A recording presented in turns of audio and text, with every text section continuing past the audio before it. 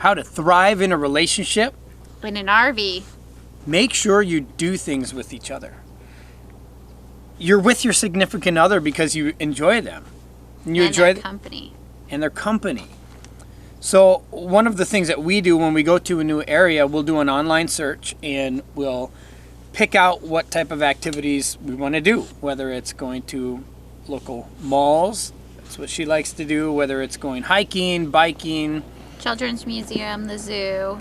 Yeah, it doesn't always have to be going and doing some crazy adventure because you want to compromise. It's also good to explore the campground that you're at. You can, take your bike out, you can walk around, find some trails, go with the family. There's lots of things to do and you don't even have to leave. Yeah, it's a free activity and it brings you closer together. And what we've noticed is when we go for walks around the campground, we end up having really good conversations. Sometimes, because sometimes I do all the talking and that is not a conversation. And one of our favorite things is to look at the different rigs. That's when the windows are up and it's starting to get dark, Eric.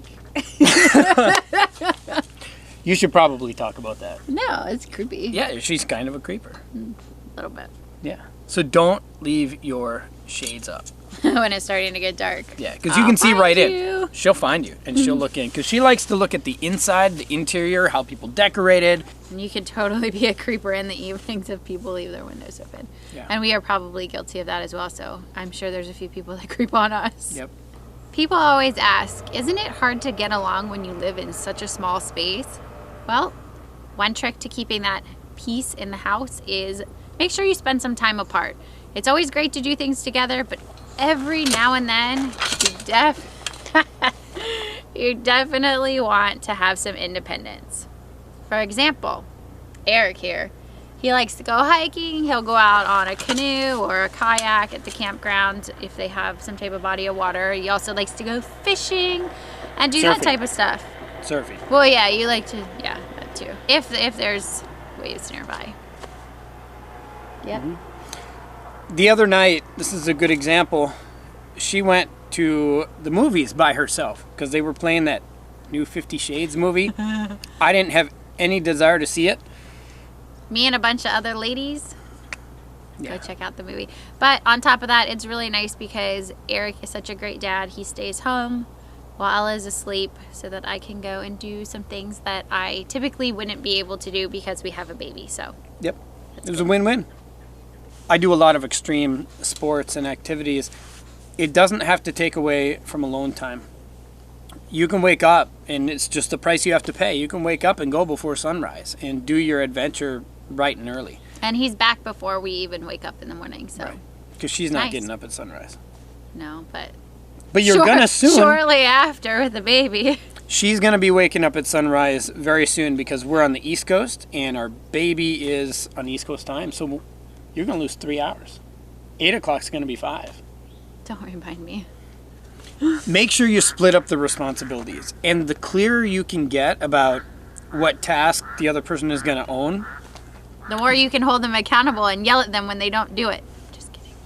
And when we get to a new campground, Eric will do the outside stuff. I'll mostly do the inside stuff. He'll clear out the toy hauler area because that's where we keep a lot of our bigger stuff when we move. Mm-hmm. So it's good to have those, designated roles so we don't step on each other's toes and we can get things done a lot faster. Yeah, real fast. When things get heated, go cool off.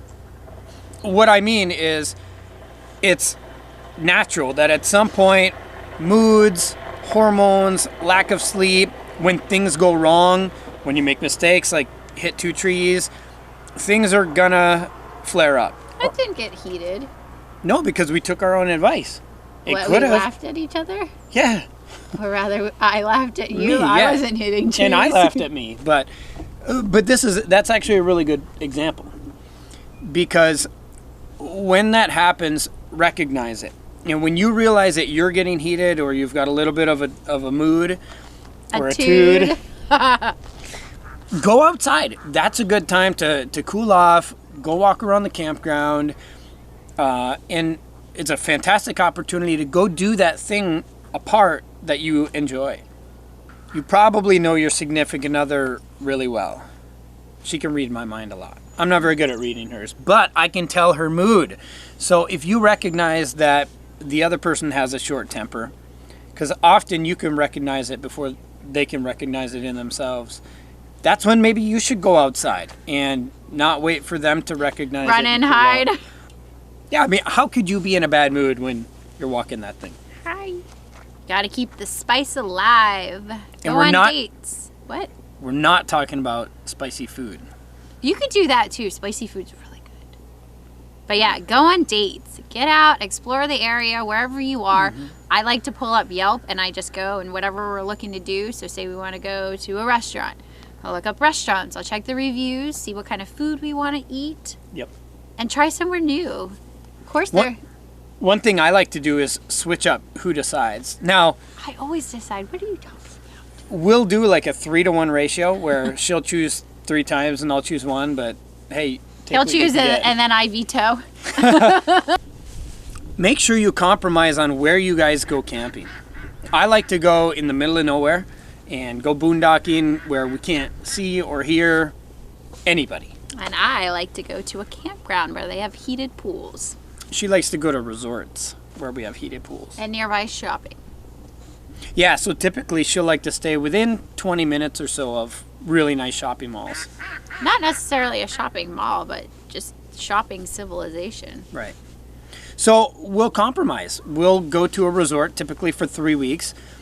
And often on the way to our next resort, we'll stay in the middle of nowhere for a few days or boondock so I can get my adventure. Or if we don't do that, we'll just make sure that the resort is in an area that I've chosen where I can go take day trips to national parks or really nice state parks, bucket list locations, so I can still have my adventure and she can still have all her amenities. You've got to make sure you take care of your health. One of the leading causes of mood swings is not drinking enough water. And taking care of your mind and your body is within your control. And it's really tough to show your significant other the excitement, the fun, and love that they deserve if you're not happy yourself and if you don't feel good. So you've got to take care of you before you can take care of them. Make sure that you communicate. Experts say that the number one leading cause of happiness in life is your relationship with your significant other. They also say that the number one factor in your happiness with your significant other is the quality of your communication. So it's a simple equation. Quality relationships come from quality communication equals your happiness. So if you want to be happy, communicate with the people that you love. I talk to Zoe all the time. We hope these tips will help you in your own relationship. If you have anything you want to add, Leave it in the comment below.